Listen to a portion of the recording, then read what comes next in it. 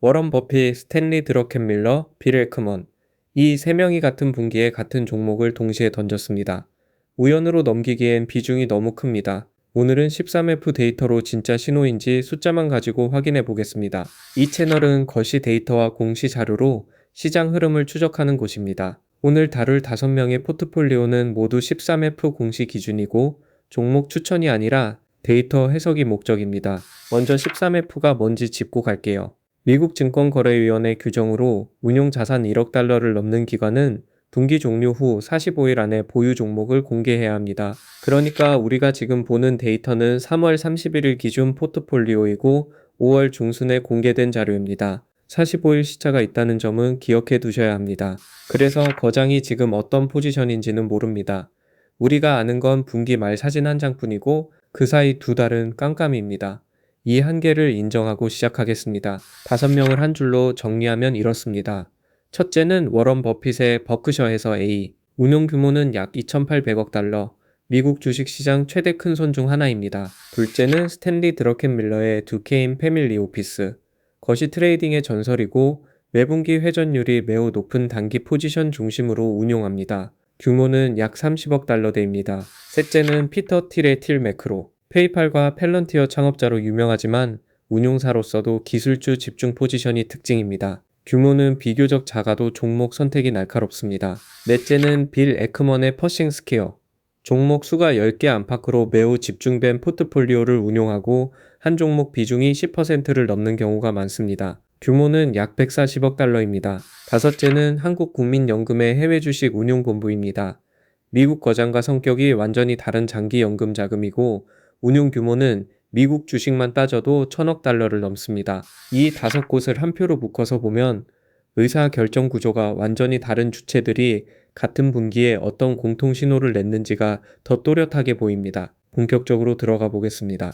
먼저 공통 매도 종목부터 봅니다. 기준은 5명 중 3명 이상이 같은 분기에 비중을 줄이거나 청산한 종목입니다. 단순 동시 매도가 아니라 비중 변화율도 함께 봅니다. 첫 번째는 애플입니다. 버크셔는 이미 지난 분기에 비중을 크게 줄였고 이번 분기에도 추가로 매도한 흔적이 보입니다. 비중은 한때 40%가 넘었지만 지금은 20%대 초반까지 내려왔습니다. 드러켄밀러도 같은 분기에 애플을 일부 정리한 것으로 보입니다. 그는 작년부터 빅테크 비중을 점진적으로 낮춰왔고 이번 분기는 그 흐름의 연장선입니다. 단일 종목 의존도를 줄이는 방향입니다. 국민연금도 흥미롭게도 같은 분기에 애플 보유 수량을 약간 줄였습니다. 다만 국민연금은 벤치마크 추종 비중이 크기 때문에 이 매도가 적극적 의사결정인지 지수 리밸런싱 효과인지는 구분이 필요합니다.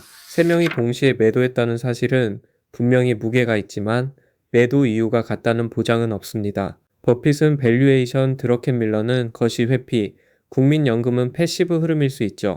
두 번째 공통 매도 종목은 엔비디아입니다. 이건 좀 의외인데요. 드러켄밀러와 피터 틸이 같은 분기에 엔비디아 비중을 의미 있게 축소했습니다.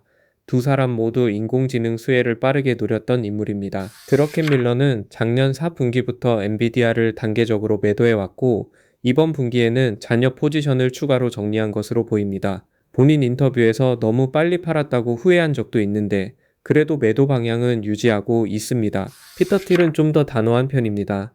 그의 펀드는 엔비디아 비중을 거의 절반 가까이 줄인 것으로 알려졌습니다. 다만 절대 규모가 크지 않기 때문에 시장 임팩트보다 시그널 가치로 봐야 합니다. 엔비디아는 한 가지 더 짚을 게 있습니다. 같은 분기에 빌 에크먼은 신규 진입한 것으로 보이는 흔적이 있고 국민연금은 비중을 유지했습니다. 즉 같은 종목을 두고 방향이 갈렸습니다. 한 종목을 두고 거장들의 견해가 갈렸다는 건 그 자체로 매우 중요한 신호입니다. 누가 맞다 틀리다가 아니라 시장이 분기점에 와 있다는 뜻일 가능성이 큽니다. 세 번째 공통 매도 종목은 뱅크 오브 아메리카입니다.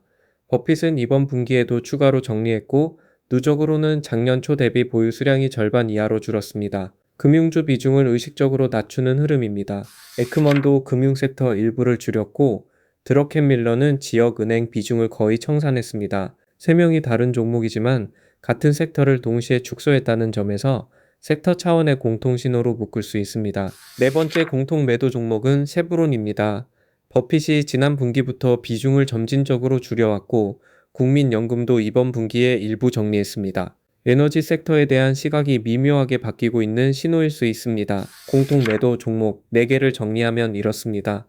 애플은 빅테크 집중도 완화, 엔비디아는 인공지능 수익 실현, 뱅크 오브 아메리카는 금융 리스크 회피, 쉐브론은 에너지 비중 조정. 패턴이 보입니까? 공통점은 한 가지입니다.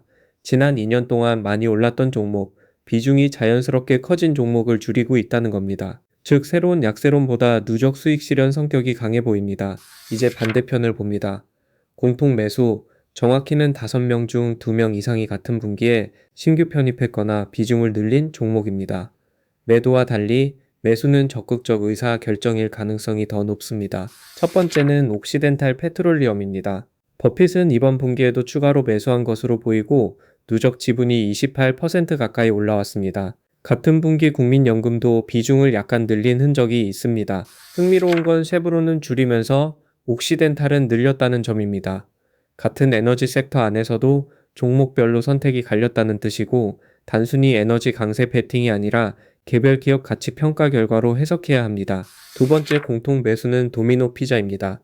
버핏이 작년 4분기에 신규 편입했고 이번 분기에도 비중을 약간 늘렸습니다. 같은 분기에 비레크먼은 치폴레 등 외식 소비주를 추가로 사들였습니다. 두 사람이 정확히 같은 종목을 산 건 아니지만 동일 섹터 안에서 비슷한 시점에 비중을 늘렸다는 건 의미가 있습니다. 소비 위축 우려와 정반대 방향의 베팅이라는 점에서도 흥미로운 흐름입니다. 세 번째 공통 매수는 의약품 관련 종목입니다. 에크먼은 헬스케어 신규 진입 흔적이 있고 드러켄밀러는 비만 치료제 관련 종목 비중을 늘린 것으로 알려졌습니다. 헬스케어 섹터에 2명이 동시에 들어왔습니다. 헬스케어는 지난 1년 동안 시장 대비 부진했던 섹터입니다. 그동안 외면받았던 곳에 거장 2명이 동시에 신규 진입했다는 건 밸류에이션 매력을 본 것으로 해석할 수 있습니다. 네 번째 공통 매수는 반도체 장비주입니다. 피터 틸은 신규로 매수했고 국민연금도 같은 분기에 보유 수량을 늘렸습니다. 엔비디아 같은 완성품이 아니라 그 뒤에 있는 장비 소재 쪽으로 노출이 옮겨가는 흐름입니다. 이 흐름은 작년 4분기부터 일부 헤지펀드에서 먼저 보이기 시작한 패턴입니다. 인공지능 수혜가 가장 직접적인 종목에서 2단계 뒤에 공급망으로 자금이 이동하고 있다는 해석이 가능합니다. 다섯 번째 공통 매수는 일본 종합상사 관련 종목입니다. 버핏은 작년부터 일본 5대 상사 비중을 꾸준히 늘려왔고 이번 분기에도 추가 매수 흔적이 있습니다. 미국 외 시장으로 분산하는 움직임으로 읽힙니다.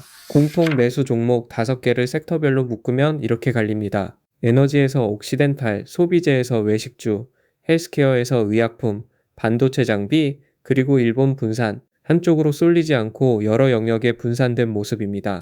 매도는 빅테크와 금융에 몰려있는 반면 매수는 5개 섹터로 분산되어 있다는 점이 핵심입니다. 거장들이 지금 시장을 한 방향이 아니라 분산 방향으로 보고 있다는 신호입니다. 이제 섹터 분포를 한 표로 정리해 보겠습니다. 가로축은 5명의 운용사, 세로축은 주요 섹터입니다. 매수는 초록, 매도는 빨강, 변화 없음은 회색으로 표시했습니다. 반도체 섹터를 보면 매도와 매수가 동시에 나타나는 회색 지대입니다.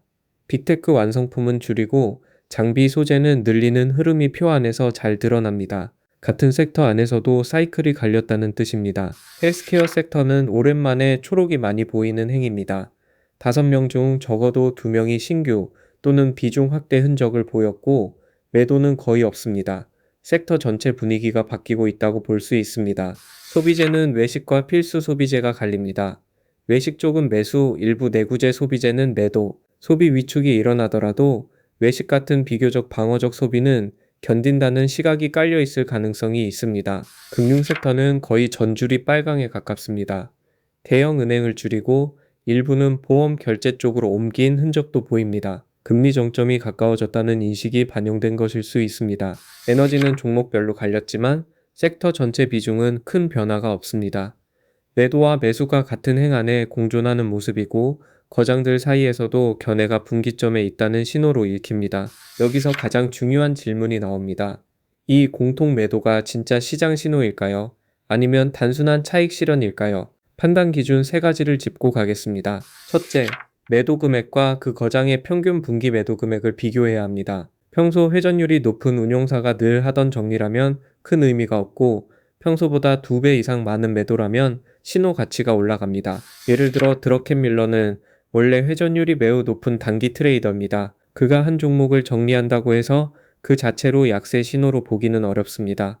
반면 버핏의 매도는 평소 회전율이 낮기 때문에 신호 가치가 큽니다. 둘째, 매도와 함께 현금 비중이 어떻게 변했는지 봐야 합니다. 매도 자금이 다른 종목으로 이동했다면 단순 종목 교체일 뿐이고 그대로 현금으로 쌓였다면 시장 전체에 대한 방어적 자세로 해석할 수 있습니다. 버크셔의 현금성 자산은 이번 분기에도 사상 최대치를 갈아치웠습니다. 매도 자금이 새 종목으로 들어간 게 아니라 현금으로 쌓이고 있다는 뜻이고 이건 단순 차익 실현을 넘어서는 신호일 수 있습니다. 셋째, 같은 종목에 대해 5대 거장 외 다른 헤지 펀드들의 흐름도 함께 봐야 합니다. 5명만 줄였고 시장 전체는 매수 우위라면 의미가 작고 시장 전체가 같은 방향이라면 구조적 신호 가능성이 높아집니다. 이 세 가지를 정리하면 이렇습니다. 매도 규모가 평소 대비 큰가, 현금이 쌓이고 있는가, 시장 전체도 같은 방향인가. 세 질문에 모두 그렇다면 신호 가치 하나라도 아니라면 차익 실현 쪽에 더 가깝습니다. 이번 분기의 경우 세 질문 모두에서 신호 쪽에 가깝다는 게 솔직한 평가입니다. 다만 신호가 곧 시장 폭락을 의미하는 건 절대 아닙니다. 거장들도 시점을 정확히 맞히는 사람들이 아닙니다. 그렇다면 거장들의 공통 종목을 따라가는 전략, 실제로 통할까요? 이 질문에 답하려면 백테스트 데이터를 봐야 합니다. 다행히 13F 데이터를 기반으로 한 헤지펀드 클론, ETF가 몇 개 상장되어 있습니다. 대표적으로 알파클론, 알파헤지 ETF, 글로벌X 거버넌스 펀드, 그리고 13F 트래커 등이 있습니다. 이 ETF들은 분기 공시 후 며칠 안에 거장들의 신규 증가 종목을 추종 매수합니다. 이 ETF들의 과거 1년 성과를 보면 대체로 S&P 500과 비슷하거나 약간 밑도입니다. 거장 추종이 단기적으로 시장을 압도한다는 증거는 사실상 없습니다. 3년 성과를 보면 차이가 조금 더 벌어집니다. 클론 ETF 평균이 S&P 500 대비 연 1.5%에서 2% 정도 뒤처지는 경향이 있습니다. 단기로 보면 따라가는 게 답이 아닐 수 있다는 뜻입니다. 이 차이가 나는 가장 큰 이유는 시차입니다.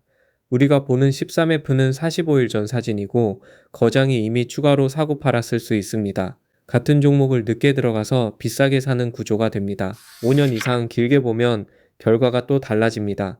일부 클론 ETF는 장기적으로 시장 대비 비슷하거나 약간 우위를 보입니다. 다만 변동성이 시장 평균보다 크고 운용 보수가 따라붙는다는 점은 감안해야 합니다. 정리하면 거장 추종 전략은 단기에는 거의 효과가 없고 장기에는 시장과 비슷한 수준입니다. 그렇다면 우리가 13F 데이터를 보는 이유는 따라 사기 위해서가 아닙니다. 그럼 왜 봐야 할까요? 13F의 진짜 가치는 종목 카피가 아니라 섹터 테마 흐름 파악에 있습니다. 어떤 섹터가 거장들 사이에서 매수 우위인지, 어떤 섹터에서 동시 매도가 나오는지를 분기마다 점검하는 도구로 봐야 합니다. 그리고 한 가지 더, 시장 인식을 점검하는 거울로도 활용할 수 있습니다. 내가 본 시장 그림이 거장들의 행보와 정반대라면 적어도 한 번 더 의심하고 검증해보는 계기가 됩니다. 이 영상의 데이터에는 분명한 한계가 있습니다. 모든 13F 데이터는 45일 시차가 있고 미국 주식만 공시 대상이며 공매도 포지션과 옵션 해지는 보이지 않습니다. 우리는 거장 포트폴리오의 절반만 보고 있는 셈입니다. 또 하나, 운용 자금 규모가 너무 다른 주체를 같은 표에 묶었다는 점도 한계입니다. 2,800억 달러 운용사와 30억 달러 운용사가 같은 종목을 사도 시장 영향력은 완전히 다릅니다. 그래서 단순히 매수 머릿수가 많다고 무게가 더 큰 게 아닙니다. 규모, 비중 변화율, 평소 회전율을 함께 봐야 같은 매수도 다른 신호로 해석할 수 있습니다. 마지막으로 가장 중요한 한계입니다. 거장들도 자주 틀립니다. 버핏도 항공주에서 손실을 봤고 드러켄밀러도 엔비디아를 너무 빨리 팔았다고 본인이 인정했습니다. 거장이라는 단어가 정답을 보장하지 않습니다. 오늘 본 데이터를 한 줄로 요약해 보겠습니다. 5거장은 빅테크와 금융을 줄이고 헬스케어와 반도체 장비, 외식, 일본 분산으로 자금을 옮기고 있습니다. 그리고 그중 상당 부분이 현금으로 쌓여 있습니다. 이 흐름이 무엇을 의미하느냐? 시장 정점인지 단순 차익 실현인지는 누구도 단정할 수 없습니다. 다만 거장들이 이전보다 방어적인 포지션으로 옮겨가고 있다는 사실은 데이터로 분명합니다. 이 데이터를 보고 어떻게 받아들일지는 시청자 본인의 시간 지평, 자금 성격, 위험 감수도에 따라 완전히 달라집니다. 누구의 답을 그대로 베끼는 게 아니라 자기 기준으로 다시 해석하는 게 핵심입니다. 오늘 다룬 어떤 종목도 직접 추천이 아닙니다. 13F 데이터를 객관적으로 정리한 결과이고 매수, 매도 판단은 전적으로 본인의 몫입니다. 다음 분기 공시 때 이 흐름이 이어지는지 같이 추적해 보겠습니다. 도움이 되셨다면 구독과 좋아요로 응원해 주세요. 댓글로 다음에 다뤄봤으면 하는 거장이나 섹터를 남겨주시면 다음 영상에 적극 반영하겠습니다. 다음 영상에서는 오늘 다룬 거장 5명의 현금 비중만 따로 비교하는 편을 준비하고 있습니다. 누가 가장 방어적이고 누가 가장 공격적인지 한눈에 보실 수 있을 겁니다. 오늘 영상은 여기까지입니다. 거장들의 움직임을 데이터로 추적하는 다음 분석에서 다시 뵙겠습니다. 감사합니다.